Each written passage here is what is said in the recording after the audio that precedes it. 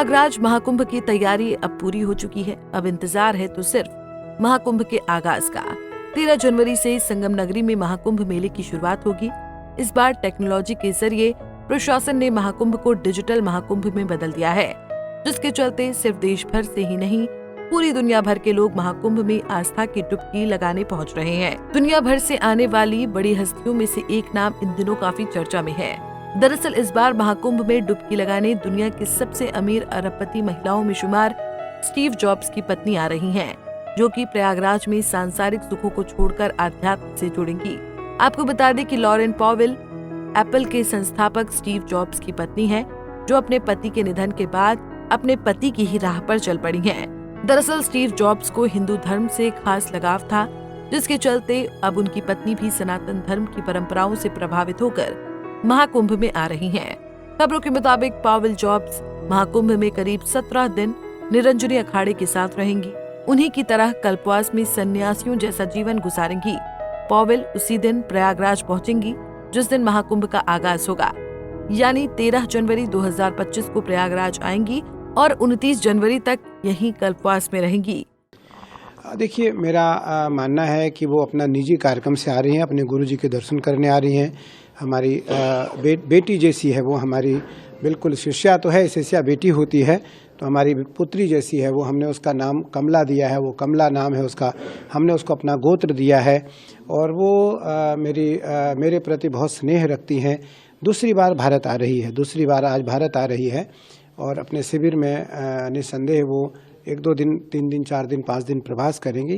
उसका निजी कार्यक्रम है, वो किसी प्रकार से इस प्रकार कोई कार्यक्रम अपने पूजन, ध्यान, तप, साधना गुरुजी के साथ हो, उसके जो भी कुछ मानसिक सवाल होते हैं उसका उत्तर पाने के लिए वो आ रही हैं। मुझे लगता है यह परंपरा अनादिकाल काल से, महर्षि व्यासानंद जी हमारे शिष्य हैं, ये अमेरिका से हैं, इनके लाखों फॉलोअर्स हैं, लाखों इनके अनुयायी हैं, लेकिन ये हमारे प्रिय हैं, हमारे अनुयायी हैं। इनको हम निरंजनी अखाड़ा, इनको महामंडलेश्वर बना रहा है। मुझे लगता है यह परंपरा अनादिकाल से है कि हमारी परंपरा पूरी दुनिया में जाए, पूरी दुनिया में वो जाकर के स्थापित हो, लेकिन परंपरा मौलिक हो, परंपरा सैद्धांतिक हो, परंपरा वैचारिक हो, परंपरा आध्यात्मिक हो। उसमें किसी भी प्रकार से कोई लोकप्रियता न हो, कोई लोक हित न हो, उसमें किसी प्रकार से स्वजन हित न हो, लोक हितकारी हो, लोक कल्याणकारी हो, वो स्वजन हितकारी न हो, वो अपना खुद के कोई किसी प्रकार का कोई स्वार्थ न हो। अच्छा महाराज, ये एक जिज्ञासा होती है कि एप्पल जैसे इतने बड़े संस्थान और वेस्टर्न से जुड़े लोगों की पत्नियां, आखिर क्या मनोभाव होता है आपसे जब बात होती है तो?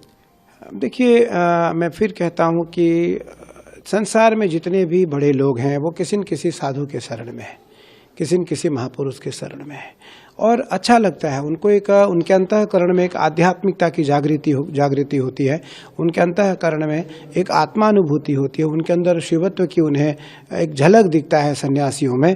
तो उस कारण महापुरुषों से अनादिकाल से ऐसे लोग स्नेह करते आ रहे हैं। आपको बता दें कि पॉवेल जॉब्स अपने पति के निधन के बाद से अकेली हैं और कारोबारी दुनिया से लेकर कल्याणकारी कामों में अक्सर जुटी रहती हैं। ज्यादातर लोगों का मानना है कि लॉरेन पॉवेल जॉब्स को अपने कारोबार के अलावा सिर्फ साहित्य और कला में गहरी रुचि है, मगर पति के निधन के बाद अब पॉवेल का झुकाव आध्यात्म की ओर बढ़ा है। यही वजह है कि वो सांसारिक सुखों को छोड़कर प्रयागराज महाकुंभ में आ रही हैं, जहां वो साधु संतों के साथ 17 दिनों तक कल्पवास में रहेगी, जिसके चलते वो इन दिनों काफी चर्चा में है। Bureau report, Punjab Kesari TV. हमसे जुड़े रहने के लिए हमारे YouTube चैनल को सब्सक्राइब करें और नई वीडियो की नोटिफिकेशन के लिए बेल आइकॉन को दबाएं। अगर आप ये वीडियो Facebook पर देख रहे हैं तो लाइक जरूर करें और ज्यादा से ज्यादा शेयर करें। धन्यवाद।